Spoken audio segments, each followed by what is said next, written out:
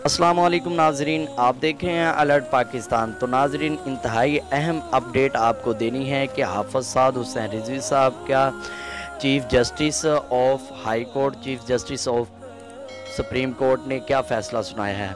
तो वीडियो शुरू करने से पहले मेरी आपसे दोस्तों से रिक्वेस्ट है कि चैनल को सब्सक्राइब कर लें और वीडियो को लाइक ज़रूर करें और कमेंट सेक्शन में अपनी राय का इजहार ज़रूर किया करें।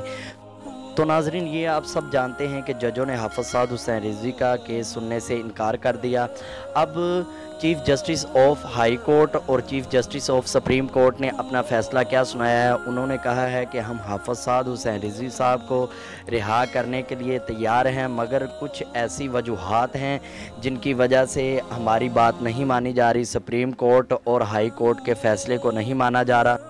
एजेंसियों के दबाव की वजह से हम हाफ़िज़ साद हुसैन रिजवी साहब का केस नहीं समाअत कर रहे और ना ही इन्हें रिहा कर सकते हैं। एजेंसियाँ नहीं मान रही हाई कोर्ट का फ़ैसला और सुप्रीम कोर्ट का।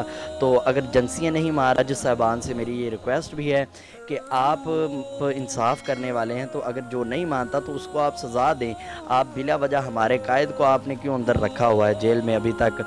और दूसरी बात ये बताता चलो नाजरीन, एक बात ये भी गर्दिश कर रही है कि हाफ़िज़ साद हुसैन रिजवी साहब रिहा होकर आ चुके हैं घर, मगर अभी तक ये पक्का पता नहीं है। कुछ जज कह रहे हैं कि अभी फ़ैसला सुनेंगे। सुप्रीम कोर्ट और हाई कोर्ट वालों ने ये कहा है कि एजेंसियों वाले हमारी बात नहीं मान रहे। वो मैं आपको प्रूफ भी दिखा देता हूँ, जो हमारे वकला ने ट्वीट किया हुआ है।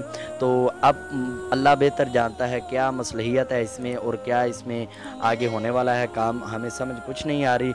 तो हम यही दरख्वास्त करेंगे कि आप वो फ़ैसला दें और हमारे कायद हज़रत अल्लामा मौलाना हाफ़िज़ साद हुसैन रिजवी साहब को रिहा करें। हम सब को बड़ा बेसब्री से उनका इंतज़ार है, हम सब उनके दीदार के लिए मुंतज़िर हैं, हम सब उनका वेट कर रहे हैं। तो आप सब जज साहबान से दरख्वास्त है, पूरी उम्मत का ये फ़ैसला है कि आप हमारे कायदीन को रिहा करें। जो इंसाफ़ करने के लिए आप बैठे हैं, आप इंसाफ़ भरपूर करें। जो आपके फ़ैसलों को नहीं मानता, आप उसे सज़ा देने के हक़दार हैं।